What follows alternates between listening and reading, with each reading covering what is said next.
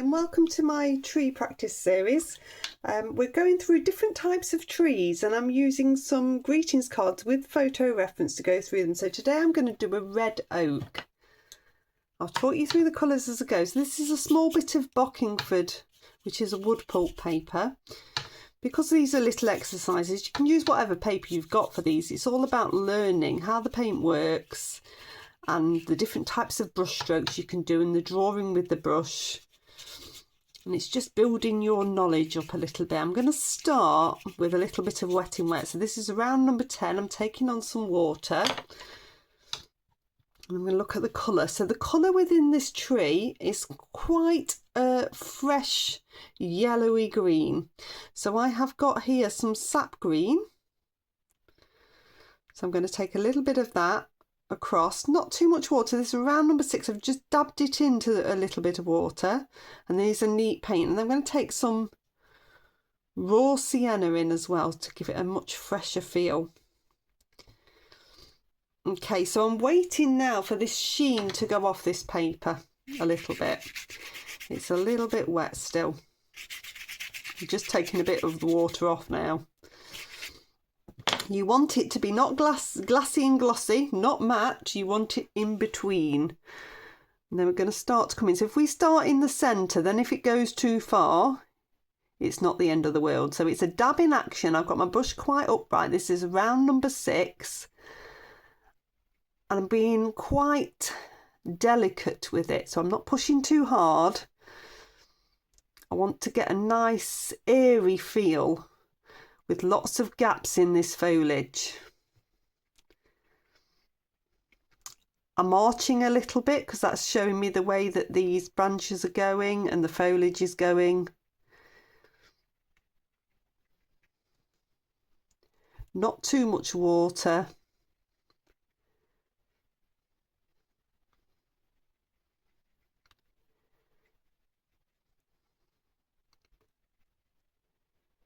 This is going to give a nice soft feel that we can work into. So I'm just focusing on getting a really nice shape. This is where the picture reference is good. I think everybody knows in the head what a tree looks like. And you've got your own vision of a tree, but we're actually following a certain type of tree here.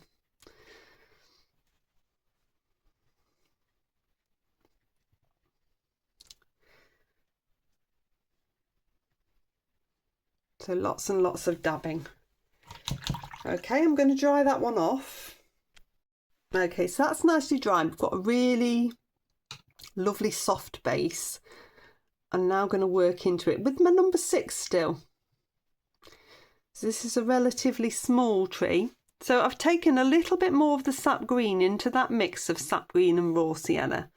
So I've got a slightly different colour.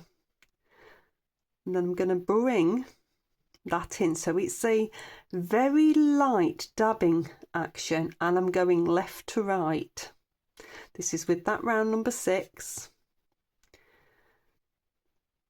You can vary the pressure and that varies the type of stroke that you're getting. And we're just going to build this up a little bit. Now, I don't want to eliminate all of this paint underneath by dabbing over the top. You want hard and you want soft edges there. So I want you to be very conscious that you're leaving some of that green underneath showing.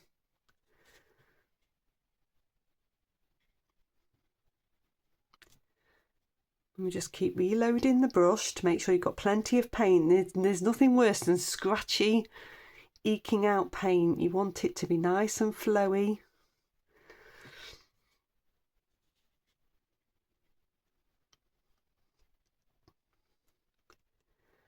That left to right motion, dab, dab, dab, vary the pressure, not too hard.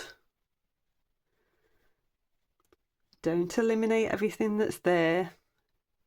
You're just going to work down and it's going to build it up in a lovely loose way.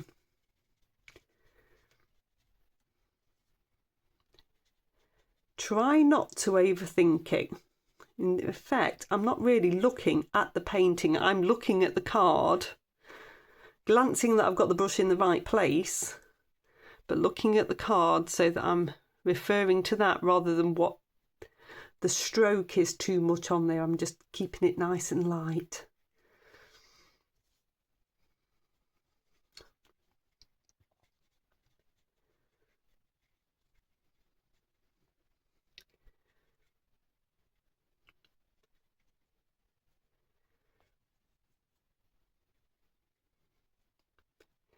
Now if I take a tiny bit of the ultramarine blue into the mix, just want a little bit of dark in places.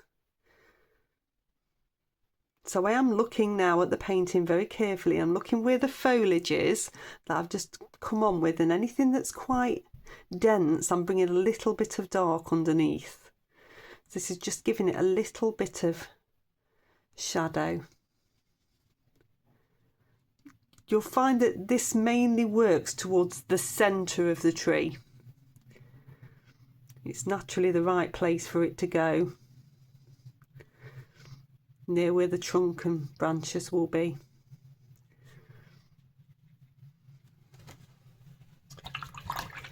I'm going to give my brush a rinse and dab off on the kitchen towel, and then I'm going to come into some raw sienna. So the trunk is a mixture of light and dark, so we're going to use some light and dark when we're doing it. So I'm going to focus on the shape. If you find it difficult with a round number 6, I'm quite practiced with a round number 6 and I can do a lot with it, then just drop down to something like a round number 2. You can use a smaller brush. So I'm coming in, I'm just starting to create the trunk with a bit of raw sienna first. Give my brush a bit of a rinse, dab it off, and I'm coming into a bit of sepia. You will need a tiny bit of water in that sepia. You want it to flow a little bit. I'm going to drop that in. You can see it's starting to flow. I'm going to drop it in both sides. What it does is it gives it a lovely cylindrical feel when it's still wet. You're getting a lovely wet in wet technique. Remember that jaggedy bottom on a tree always works. Now I'm going to go down to a rigger, which is a long thin brush, and it's excellent for branches. So I'm going to dip that into water, then into a little bit of the sepia, and I'm really going to focus on where these branches are. It's actually quite nice if you hit some of this and it's still a little bit wet, if you hit some of the foliage, because it gives a natural sense of shadow. It doesn't matter if it's not wet, because you're coming in between, but it works really nicely as well, so you don't need to worry about drying it. Come in and create a little bit here. You don't want floaty, so you want to make sure that they've all got a branch coming up to them.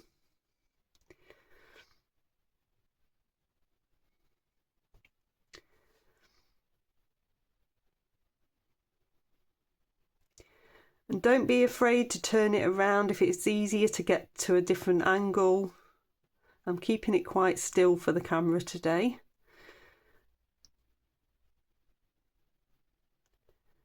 Just popping in a few. So this bit up here is still floaty, so we need a branch to attach that.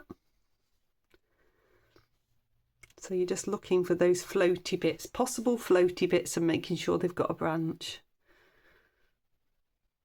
Coming down and attaching.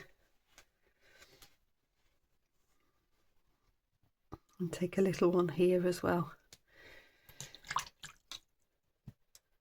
Okay, I'm going to go back to my number 6, dip into a little bit of the sap green. I'm going to get a little bit of a base here. If you leave a tiny little bit of a gap with the white, you get a nice highlight there as well. And then we need to choose the direction of the light.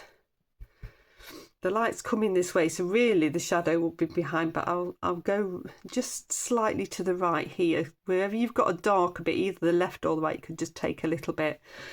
and then that grounds the tree to the surface. So that one's finished. That's a red oak. I hope you've enjoyed it. I'll pop the playlist to the other tree practice here. It's a really useful exercise for you to do. Another video just here. Please do like, subscribe and share, and I'll see you next time.